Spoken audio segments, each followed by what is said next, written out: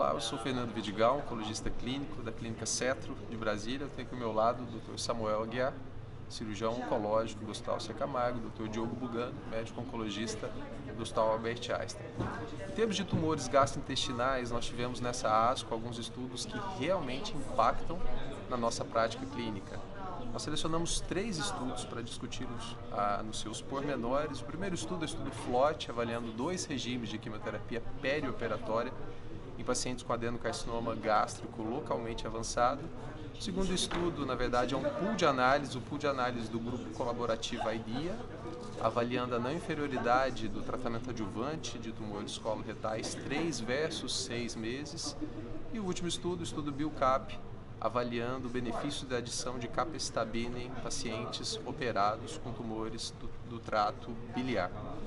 Eu vou começar falando primeiro do estudo FLOT. Eu gostaria de perguntar para o Diogo. Diogo, qual a sua impressão em relação a esse estudo, em termos de dados de eficácia, o quanto isso impacta na sua prática clínica, especialmente por ser um estudo comparando um regime alternativo, FLOT, um regime clássico, ECF, aos moldes do estudo médico. Qual a sua impressão?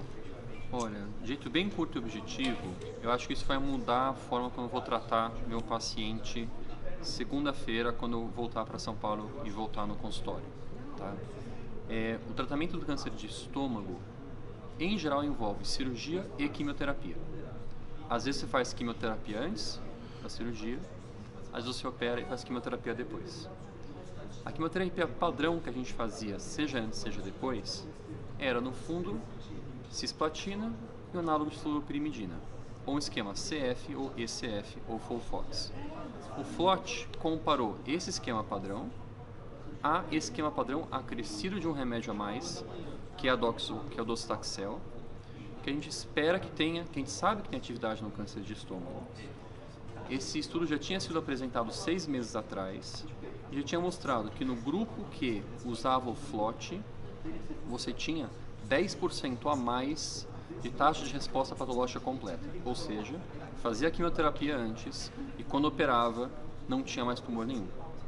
E agora, esses resultados foram confirmados porque esse grupo que tomava o FLOT também teve um ganho de 10% em sobrevida livre de recidiva em 3 anos. E como a gente sabe que a maioria desses tumores recidiva em 3 anos, eu arrisco dizer que teve um aumento na taxa de cura de 10% também. Excelente, eu acho que esse estudo muda a nossa prática clínica, conforme você já comentou.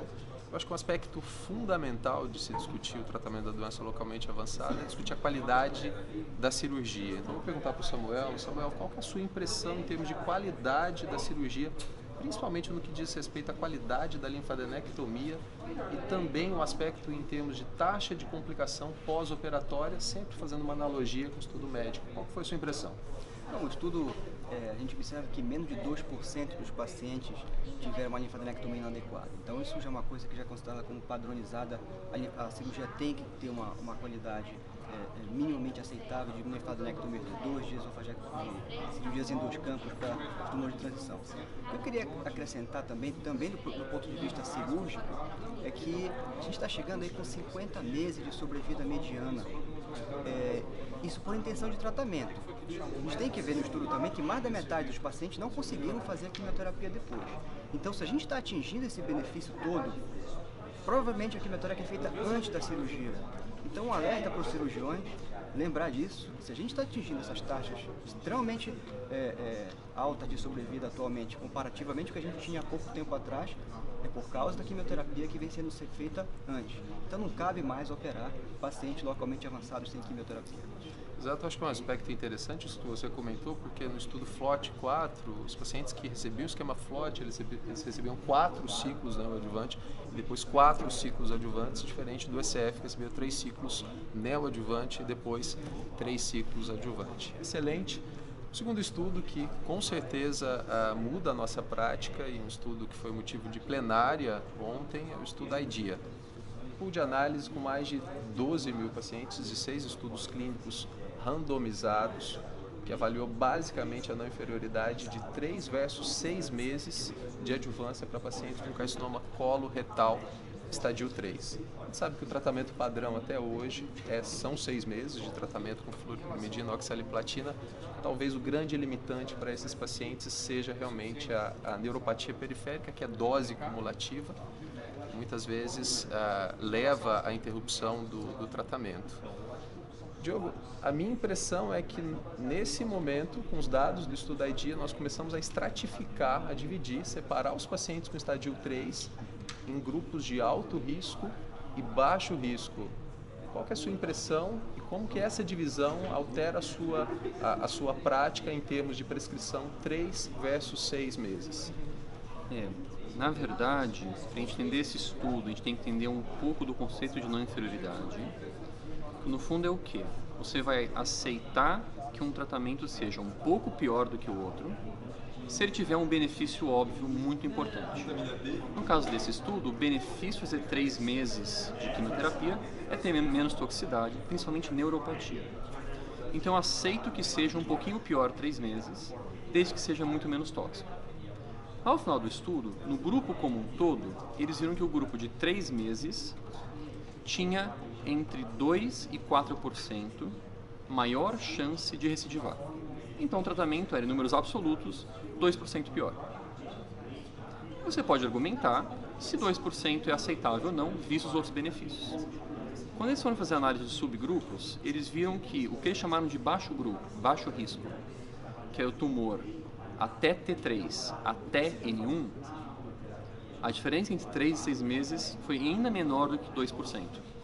Foi entre 0,5% e 1% só. E concluíram que para esse grupo, não tem dúvida, 3 meses é aceitável. Para o grupo de alto risco, que eles chamaram o T4 ou o N2, essa diferença foi de 4 a 6% na chance de recidiva. Ou seja, fazer 3 meses podia ser até 6% pior do que fazer 6 meses. E a recomendação final foi de que para 3 meses, para esse baixo risco é aceitável 3 meses. Para o alto risco, você deve discutir com o paciente, porque você ainda teve bastante benefício em toxicidade. O recomendado ainda são 6 meses. Mas se o paciente começar a ter muita toxicidade, é razoável você parar o tratamento antes dos 6 meses, caso a caso. Perfeito. Eu acho que nós começamos a entender que os pacientes com estádio 3, eles configuram grupos distintos, com prognósticos distintos. Conforme você falou, baixo risco. Talvez nós estejamos hoje autorizados a fazer 3 meses. Os pacientes com maior alto risco, T4, N2, se discutir risco de recorrência, toxicidade e outros aspectos. Provavelmente vai ser essa a nossa prática nos próximos, a partir de agora. E o terceiro estudo, um estudo extremamente relevante, o estudo BILCAP. Nós sabemos que os pacientes com tumores do trato biliar, eles são pobres em termos de opções de tratamento. E nós temos um estudo bastante importante, avaliando o benefício de sobrevida global com acréscimo de quimioterapia à base de capecitabina. Diogo, mais uma vez, qual que é a sua impressão? Qual é o paciente que realmente se encaixa para esse perfil ou é realmente para todo mundo o benefício de se adicionar a capecitabina para esses pacientes? A situação do tumor de vias biliares é uma situação especial porque é um tumor raro e tem poucos estudos. E até recentemente a gente não sabia se tinha benefício de adjuvância ou não. A gente fazia, em alguns casos selecionados, com base na atividade de quimioterapia em doença metastática. Para piorar as coisas, em janeiro desse ano foi apresentado um estudo PRODIGE na ASCO GI, que avaliou o benefício de gemcitabina e oxaliplatina adjuvante. Nesse estudo, foi um estudo randomizado versus placebo, o grupo que recebeu quimioterapia teve numericamente menos recidiva, mas sem significância estatística. E a conclusão foi, naquela época em janeiro, que gemcitabina e oxaliplatina não tinham ação na adjuvância. E durante esses 6 meses a gente ficou sem saber o que fazer.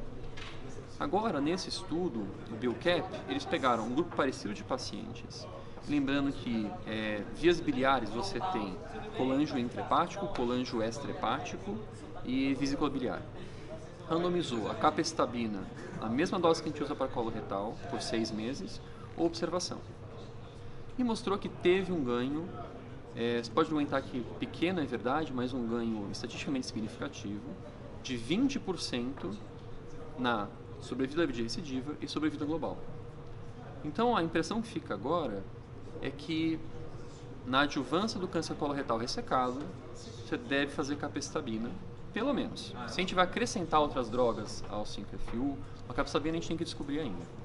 Dá para extrapolar para qualquer outra fluoropyrimidina? Tá? A resposta pela ciência não dá para dizer. Na prática, a gente sabe que todas são equivalentes. Então, eu ficaria seguro, em situações específicas, de usar uma fluoropyrimidina endovenosa e não a capecitabina nesse caso. A depender da disponibilidade. Perfeito. Tivemos uma excelente discussão em relação a 3 estudos de extrema importância que com certeza vão mudar a prática de todos os colegas que nos assistem. Muito obrigado, Samuel. Muito obrigado, Diogo. Prazer.